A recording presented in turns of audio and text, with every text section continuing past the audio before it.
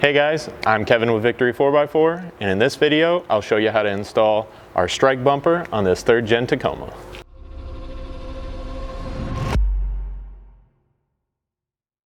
Now obviously you can't get your new bumper installed until you get this old stuff out of the way. So to do that, we're going to remove this entire bumper as well as hitch assembly as one unit, and I'll show you how to do that starting with the wiring underneath. Now the first thing you're going to need to remove is this trailer plug connector here. That just has one tab up top that you can press in with your finger and then pull back to get that disconnected. Now with that trailer plug out of the way, you can access these next two wire connectors that need to be removed. These are similar, they just have a single thumb tab, and then you can pull them back to get them off of their connection. Now that we have all our wiring disconnected, we'll come over here to the side of the hitch and remove these 4 bolts, and then just loosen the 5th one back here at the front edge of the hitch.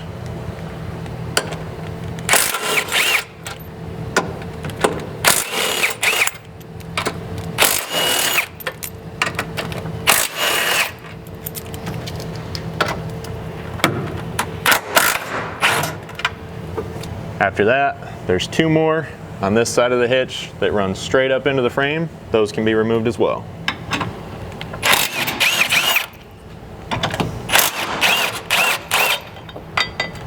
When you pull those down, just go ahead and get this tie-in bracket out of the way.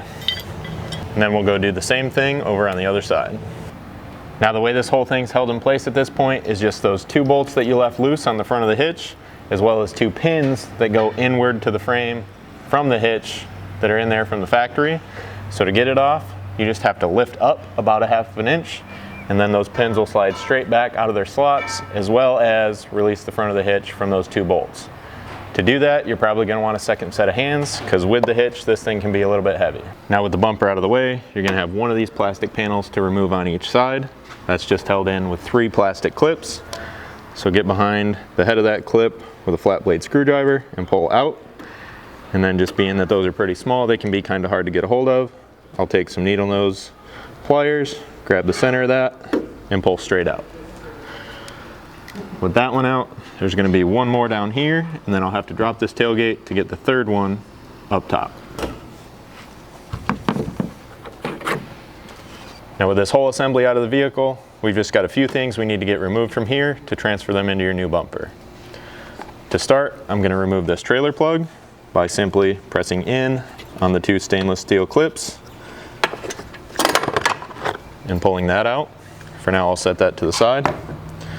We also need to get this entire wire harness out of the bumper, which is just held in with these clip style zip ties that I can just simply pinch each side and pull that out of its clip. Also, since you're not reusing these, you can cut them with a pair of wire cutters if you choose to.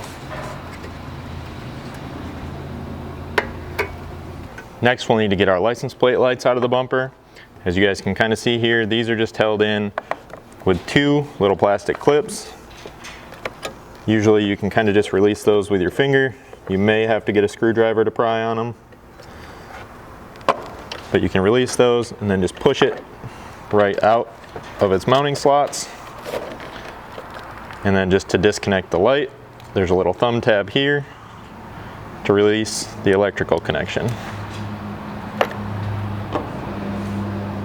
Okay, now the next thing we need to get out of here is these backup sensors. For those, you can either disconnect them from the plug back here and then get the sensors out of the bumper separately, or those are just kind of held into the little grommets or cages that hold them in place with a few plastic clips that you may be able to get to with a small screwdriver, which allows you to pop them back out of place.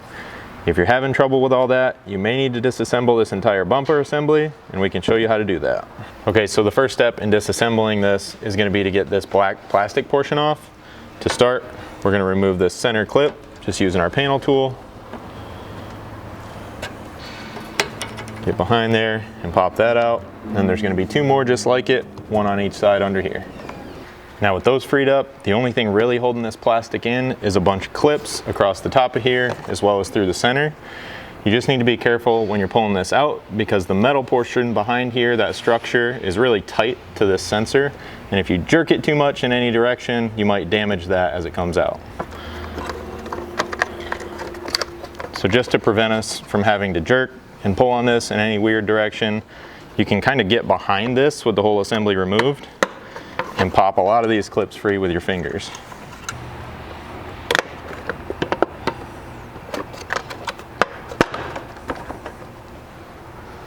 Now you basically just want to pull this, once you have all those clips released, straight back. And then now that we have most of that harness disconnected from the bumper and hitch assembly, that should give you the slack you need to get behind here and either disconnect the clip that goes to that sensor or get the clip freed up from this little cage housing. Then here on your outside corners, these plastic portions, now that you have everything else this far along, are just going to be held in with some plastic clips here on the bottom, as well as a couple behind this corner. Now after you have the clips removed from the perimeter, you're going to have this one metal retainer up here in the top corner that you can get a hold of from the backside with a pair of needle nose pliers, or get behind it with a flat blade screwdriver and just kind of work it off the back of this plastic, and then grab a hold on the corner out here and pull back, which kind of frees up these two top plastic clips. Now with that out of the way, that gives you access to this sensor, as well as the blind spot monitor down here, which you'll just need to disconnect this plug. Now to actually remove these sensors, as well as their grommet cage assembly from the bumper, the easiest thing to do, you can kind of see these are held in place with some plastic tabs. You can just start pushing in on those all the way around and kind of work this back out of its plastic housing. Once you get all of those tabs freed up, that should just slide nice and easily out of that hole, and then you can reinsert them right into our bumper. Now to install these sensors into our bumper, you're going to have 4 new holes, and just the opposite of how you removed them. Those will slide in place and snap right in. After that, grab your 2 license plate lights and slide them into these 2 provided slotted locations.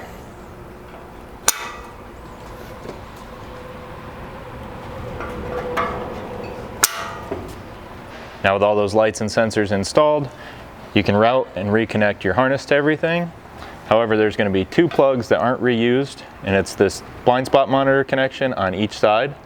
So when this harness is reconnected to the vehicle, there's actually a little bit of power running to each of these, so we're going to recommend that you tape those up and make them watertight. Alright, and we're going to get our cube lights installed now before this is on the vehicle, although it can be done afterwards in this case.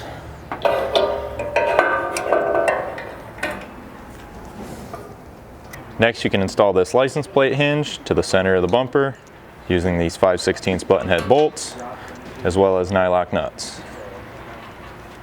Now with that loosely in place, you can install the license plate frame using the same 5/16 hardware. Then using more of that 5/16 hardware, you can get your license plate installed to the frame. Next, grab the help of a friend, or in my case, this trusty transmission jack, and get this bumper slid up in place, and then you can bolt this in using these provided bolts and washers. Now after you have all your hardware loosely in place, go ahead and tighten those up with your 19mm socket.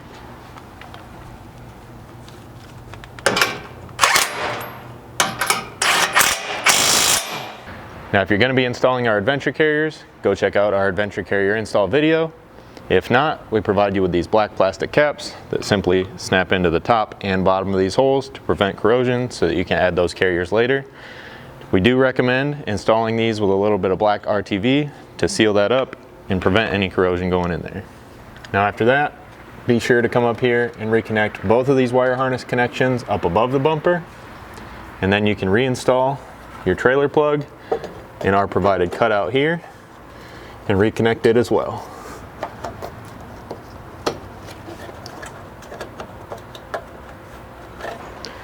Now don't forget to go back at this point and remove the 2 bolts that were holding up the front of the hitch during disassembly if you haven't done so already.